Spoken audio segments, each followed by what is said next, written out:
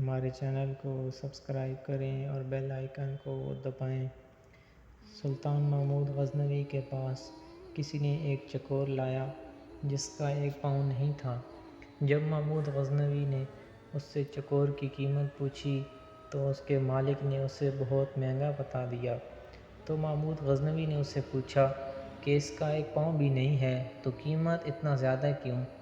تو مالک نے کہا کہ جب میں چکوروں کا شکار کرنے جاتا ہوں تو یہ چکور ساتھ شکار پر لے کر جاتا ہوں، تو وہاں جال کے ساتھ اسے باندھتا ہوں تو یہ نہایت عجیب سی آوازیں لگاتا ہے اور اس کے اناروں پر بہت سارے چکور آتے ہیں اور میں اسے پکڑتا ہوں۔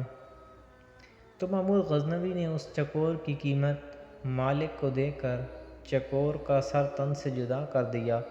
مالک نے پوچھا کہ اتنا قیمت دینے کے باوجود اس کو کیوں مارا؟